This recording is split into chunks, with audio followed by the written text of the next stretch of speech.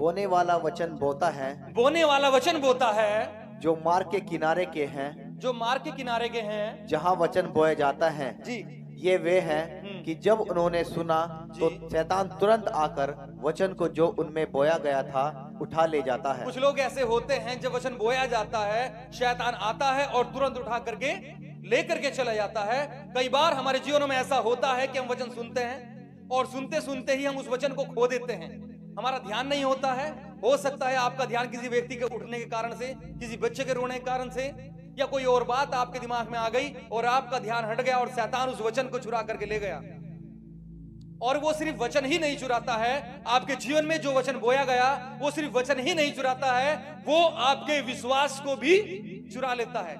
वो क्या करता है? आपके विश्वास को भी चुरा लेता है। शैतान सबसे ज्यादा यही काम करता है कि वो हमारे विश्वास को चुरा लेता है। जिस चीज का हमें विश्वास होता है कि मैं कर पाऊंगा, मैं कर पाऊंगी, जिस काम का हमें विश्वास होता है मैं कर पाऊंगा, कर पाऊंगी, वो उस विश्वास को चुरा लेता है। और जब विश्वास को चुरा लेता है तो हमारे अंदर विश्वास खत्म हो जाता है और हम उस काम में फेल हो जाते हैं, क्योंकि वो काम विश्वास से नहीं किया गया। आज शैतान मसीहों के जीवन से विश्वास चुरा रहा है। क्या चुरा रहा है? विश्वास। उसे मालूम है यदि मैंने इनके जीवन से विश्वास चुरा लिया तो ऑटोमेटिक सब कुछ खत्म हो जाएगा। तो आज आपको अपने विश्वास की चौकसी करनी है। आज आपको अपने विश्वास की चौकसी करनी है। और बाइबल ऐसे बताती है कि विश्वास सुनने से होता है। विश्वास कैसे होता है? सुनने से, और सुनना मसीह के वचन से होता है। आप जितना ज्यादा परमेश्वर के वचन को सुनेंगे, पढ़ेंगे, संगति करेंगे वचन से, उतना ज्यादा आप विश्वास में बढ़ते चले जाओगे। अन्यथा आपका विश्वास खत्म होता चला जाएगा, या फिर शैतान आपके विश्वास को चुरा लेगा। एक घड़ी आपके अंदर बहुत अच्छा विश्वास है, आप कुछ भी कर गुजर सकते हैं, पर दूसरे ही पल आपके विश्वास को शैतान चुरा लेता है और अब आपको लगता है अब कुछ भी नहीं रहा है, अब हम कुछ भी नहीं कर सकते हैं। इस बात को आपको समझना है कि शैतान आपके विश्वास को चुरा लेता है, और आपको समझना है कि परमेश्वर इस वचन में क्या भेद की बात कहता है। वहां पे भेद की बात, यीशु मसीह ने कहा मैं तुम्हें भेद की बात बताता हूं कि वो बीज कौन से हैं, है ना, जो तुरंत शैतान उठा करके लेके चला जाता है। आप भजन संहिता खोल लीजिएगा मेरे साथ, 25 अध्याय, उसका 14 से मैं पढ़ रहा हूं 18 तक। जल्दी से खोल लीजिए, बस आप मेरे साथ देखते रहिए, चेक करिए जो मैं पढ़ रहा हूं।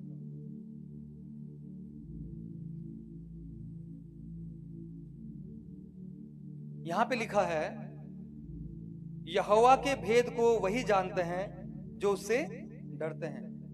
यहोवा के भेद को वही जानते हैं जो उससे डरते हैं। आज परमेश्वर हमसे बात करना चाहता है कि जब हम 2025 में एंटर होने जा रहे हैं तो क्या हम उन भेद की बातों के साथ एंटर होंगे जो परमेश्वर कहता है कि मैं तुम्हें भेद की बात बताऊंगा। यहां पे लिखा है, यहोवा के भेद को वही जानते हैं जो उससे डरते हैं, और वह अपनी वाचा उन पर प्रकट करेगा। मेरी आंखें सदैव यहोवा पर टकटकी लगाए रहती हैं, क्योंकि वही मेरे पांव को जाल में से छुड़ाएगा।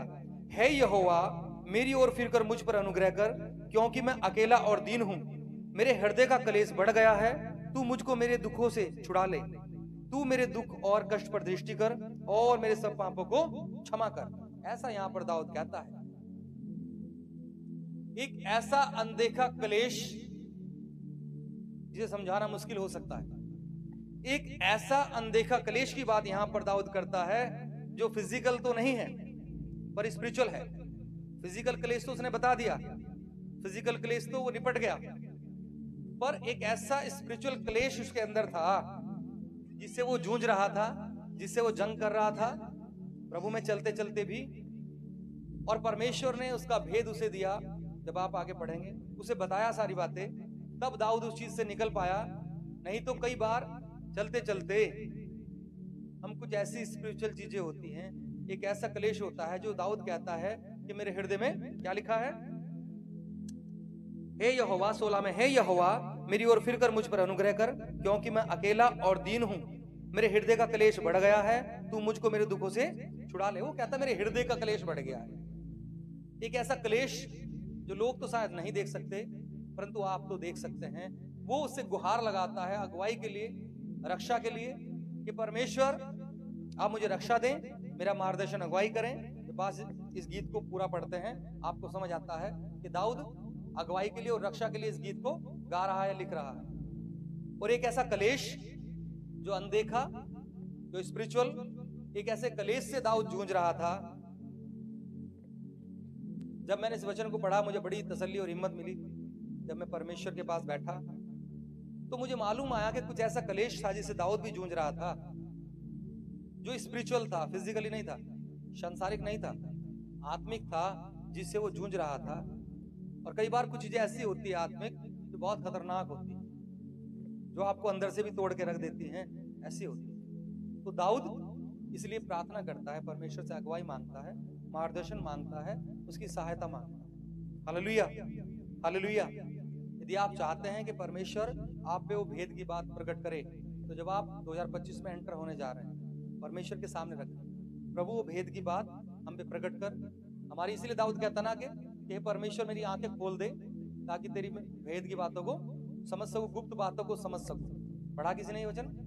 लिखा है 139 में ना, ताकि मैं उन सब बातों को समझ जाऊं जो भेद की है।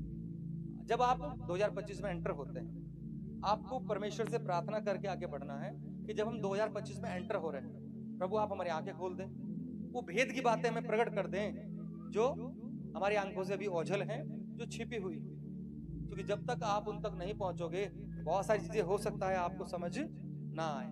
ये सेम ऐसा रहेगा आपके साथ जैसा एक बच्चा, एलकेजी का बच्चा, यूकेजी का बच्चा है, परंतु वो इंटर के पेपर दे रहा है या हाई स्कूल के दे रहा है, तो समझ नहीं आएगा। इसके लिए आपको प्रार्थना करना और परमेश्वर के सामने ये बातें रखनी पड़ेंगी कि परमेश्वर तेरे भेद की बात आप हमें बताएं, समझाएं, दिखाएं कि प्रभु तेरे भेद को जानना चाहते हैं। जिस भेद की बात आप करते हैं, जिस भेद की बात कौन करता है? दाऊद करता है जी। आ रहा है समझ में? तो 2025 में इसी के साथ एंटर होना है कि परमेश्वर तेरे भेद को हम पे प्रकट करे। आमीन, आमीन। अपने विश्वास को शैतान को छीनने नहीं देना है, वो तुम्हारे विश्वास को छीन करके ले जाएगा। दूसरा, वो भेद की बातें जो परमेश्वर ने रखी हैं आपके लिए। देखिए, जैसी आपकी मनसा होती है ना, इस बात को आप समझिएगा, परमेश्वर ने आपको रोबोट नहीं बनाया है। परमेश्वर ने आपको रोबोट नहीं बनाया है। जैसी आपकी मनसा होगी, परमेश्वर उस हिसाब से आपके जीवन में कार्य करेगा। यदि आप चाहेंगे ना कि मैं बाइबल टीचर बन जाऊं और मैं खूब बाइबल पढ़ूं, वो आप पे ऐसा ही अनुग्रह भी करेगा। यदि आप चाहेंगे मैं वर्शिपर बनूं, आराधक बनूं, वो आप पे ऐसा ही अनुग्रह करेगा। आप चाहेंगे मैं प्रॉफिट बन जाऊं, वो आप पे ऐसा ही अनुग्रह करेगा। मैं सच बता रहा हूं, और ये बहुत मुश्किल नहीं है, विशेषकर प्रॉफिट बनना भी बहुत मुश्किल नहीं है। आप प्रार्थना में रहते हैं तो बहुत सारे काम होना शुरू हो जाते हैं, बहुत सारी चीजें दिखना शुरू हो जाती हैं, ठीक है, पर वहाँ उसके लिए फिर आपको बहुत ज्यादा शार्प चाहिए। कठिन चीजें हैं, जैसे जैसे आप बढ़ते हैं उन चीजों में, वैसे वैसे आपको अलग होना पड़ता है बहुत सारी चीजों से, और रहना पड़ता है उस माहौल में, और तब जाकर के आप कुछ कर पाते हैं। तो परमेश्वर तो कुछ भी आपके लिए कर देगा जैसा आप चाहेंगे, जैसी आपकी मनसा होगी। यदि आपको परमेश्वर के भेद जानने की मनसा होगी, तो आप पे वो भेद प्रकट करेगा, उन बातों को प्रकट करेगा जो अदृश्य है, जो कुलूसियों की पुस्तक कहती है कि वो अदृश्य संसार जिसे यीशु मसीह ने बनाया है, उस संसार को भी वो आपको प्रकट करेगा, और बहुत सारी चीजें आपकी क्लियर हो जाएंगी। आमीन। आ रहा है समझ में? प्रभु यीशु मसीह ने यशायाह 53 में हमारी बीमारियों के लिए क्या खाए? कोड़े खाए। हमारी चंगाई के लिए उसने कोड़े खाए। तो क्या सिर्फ शारीरिक चंगाई थी? नहीं, आत्मिक चंगाई भी थी। जब एक इंसान आत्मा में चंगा होता है, आत्मा में वो, और आत्मा में चंगा होने का मतलब ये है कि जो चीज हम देख नहीं पाते पर वो हमें सब दिखती है। हम लोग आत्मा में भी बीमार हुए हैं। जैसे ही आदम ने पाप किया, हम लोग आत्मा में बीमार हुए, शरीर में बीमार हुए, आत्मा मरी, शरीर मरा, और यीशु मसीह के आने से हम आत्मा में भी जीवित हुए हैं और शरीर में भी हम जीवित हो जाएंगे। आमीन, आमीन। इतना समझ आ रहा है? बस इतना ही समझिए, ज्यादा सुनने समझने की कोशिश मत करिए। दो ही चीज याद रखनी है जब आप 2025 में एंटर हो रहे हैं। एक आपके पास में एक टारगेट हो, हम किस लिए एंटर हो रहे हैं, क्यों एंटर हो रहे हैं। जब हम 2025 में एंटर हो रहे हैं कि परमेश्वर वो भेद की बातें मुझे प्रकट कर जो मुझसे अनभिज्ञ है, जिनसे मैं अभी अनभिज्ञ हूँ, जो समझ नहीं आती है, वो प्रकट कर दे। और जब 2025 में आप उपवास प्रार्थना के साथ में 7 दिन के हमारे उपवास रहेंगे, 31 में भी हमारा उपवास रहेगा 12 बजे के बाद से 12 बजे तक। जब आप ऐसे एंटर होंगे, देखिए जो आप करोगे, जैसा आप करोगे, जैसा आप चाहोगे, वैसा परमेश्वर करेगा। समझ पा रहे हैं? फिर आपको मीटिंग से पहले भी कुछ चीजें दिखा दी जाएंगी, ये सच्चाई है। मीटिंग से पहले भी आपको बहुत सारी चीज पता होंगी कि परमेश्वर आज क्या करने जा रहा है, ठीक है। और अगर फिर ऐसा ना होना, वो आपके लिए दुख का कारण आ रहा है समझ में? ये आत्मिक बात है, आपको ये याद रखना है। दूसरा जो अभी बताया